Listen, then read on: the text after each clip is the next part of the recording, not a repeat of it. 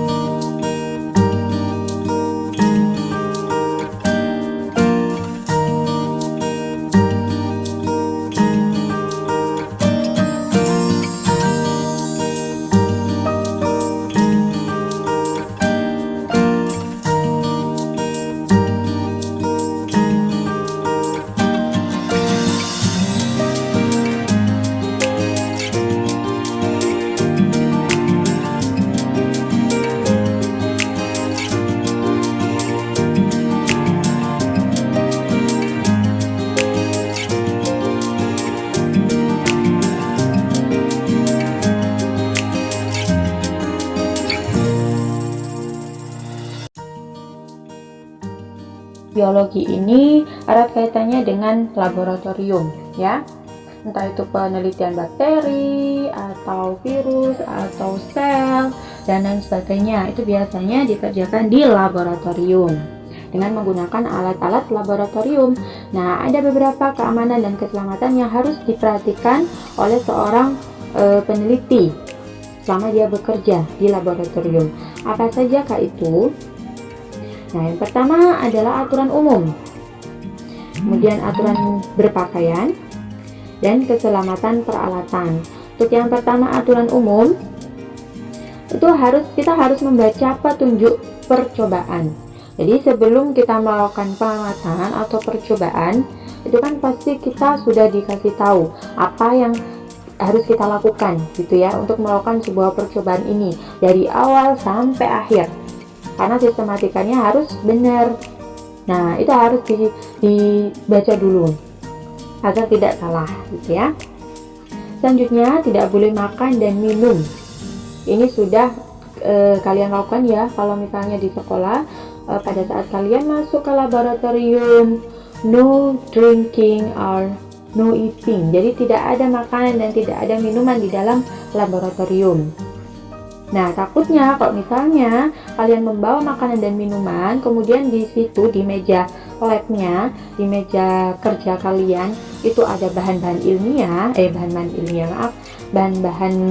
kimia. Nah, itu nanti akan tercampur pada makanan dan minuman kalian.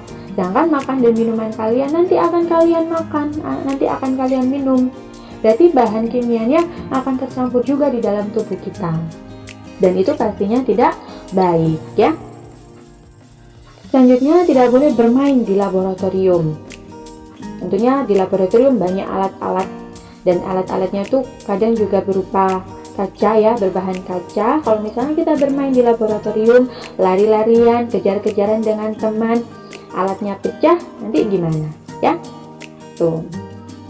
Itu adalah aturan umum untuk kerja di laboratorium. Selanjutnya, aturan berpakaian. Nah, berpakaian, menggunakan jas laboratorium, kacamata, masker, dan sarung tangan. Ini adalah hal yang biasa dilakukan di laboratorium, ya. Kemudian mengikat rambut yang panjang, ini penting sekali ya. Bagi kalian yang berambut panjang, jangan sekali-kali mengurai rambut itu. Jadi ada baiknya rambut kalian itu kalian gelung dulu, gelung itu ya. Ya diikat sampai tinggi gitu ya. Jangan sampai nanti kalau misalnya kita menunduk, rambut kita akan terkena cairan-cairan kimia yang kita coba lakukan penelitian gitu. Atau nanti misalnya di meja kerja kalian ada bunsen, ada apinya, nanti terkena rambut kalian ya. Jadi ada baiknya kalian mengikat rambutnya dulu. Selanjutnya adalah keselamatan peralatan. Nah, di mana kita harus meminta pendampingan guru atau petugas lab dalam mengoperasikan peralatan laboratorium. Alat apa saja itu pasti mempunyai fungsi dan cara kerja yang berbeda-beda. Jadi kalau misalnya kita apalagi kalau kita baru pertama kali menggunakan alat tersebut, maka harus didampingi guru atau petugas labnya ya. Jangan coba-coba sendiri. Kalau misalnya rusak, kalian harus tanggung jawab. Bukan hanya itu, nanti kalau misalnya ada sesuatu yang membahayakan, siapa yang rugi ya. Jadi kita harus menjaga keselamatan selama di laboratorium. Nah, selanjutnya adalah tentang aturan penggunaan bahan kimia. Penggunaan bahan kimia, setiap bahan kimia itu pasti di bungkusnya atau di botolnya itu biasanya ada label-label seperti ini. Nah, ini fungsinya agar kita hati-hati. Kayak misalnya ini ya. Nah, ini kan ada apinya ya. Berarti dia itu mudah terbakar. Bahan kimianya mudah terbakar gitu. Nah, ini bahan beracun. Jadi jangan sampai tertelan dan lain sebagainya. Nah, ini ada beberapa peringatan dari bahan kimia itu tersendiri. Nah, bagaimana caranya agar kita selamat dari penggunaan bahan kimia? Yang pertama adalah baca dan teliti tabel bahan kimia yang seperti tadi ya. Jadi tabel bahan kimianya harus kita baca terlebih dahulu. Kemudian berhati-hati selama bekerja, itu sudah pasti. Dan membuang bahan kimia sesuai petunjuk guru. Nah, ini bahan kimianya bisa dibuang langsung atau harus dipendam. Nah, itu harus didampingi oleh guru. Selanjutnya adalah keselamatan kerja dalam menggunakan hewan. Oke, biologi itu biasanya menggunakan hewan percobaan ya, seperti misalnya menggunakan burung atau menggunakan ayam atau menggunakan mencit ya. Nah, itu biasa dilakukan di biologi. Tapi jangan sekali-kali kalian hanya ingin membedah hewan kemudian kalian melakukan pengamatan, jangan ya. Jadi hewan itu adalah makhluk hidup, jadi kita harus menjaga kehidupannya juga. Jadi kalau misalnya kita tidak benar-benar perlu, maka kita tidak perlu menggunakan hewan. Tapi kalau misalnya di penelitian itu kita harus menggunakan hewan, barulah kita menggunakan hewan. Nah, bagaimana caranya? Cara keselamatan kerjanya? Nah, yang pertama adalah menggunakan pakaian yang panjang ya. Kalau ini difungsikan agar kalau misalnya hewan itu menggigit atau apa, nanti tidak akan mengenai kalian.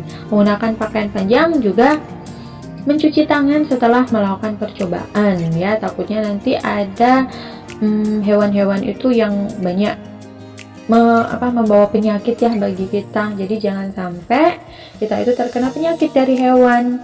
Nah, caranya dengan mencuci tangan setelah melakukan percobaan. Nah, selanjutnya adalah aturan setelah melakukan percobaan. Jadi apa saja yang harus kita lakukan? Yang pertama, membuang sisa-sisa percobaan. Kemudian membersihkan alat dan meja kerja. Jadi alat dan meja kerja itu harus kita bersihkan setelah kita melakukan percobaan seperti sedia kala. Jadi harus benar-benar bersih. Kemudian mencuci tangan dan memastikan alat-alat sudah dimatikan semua. Ini bagi alat-alat yang biasanya harus dicolokkan di listrik gitu ya. Nah, itu harus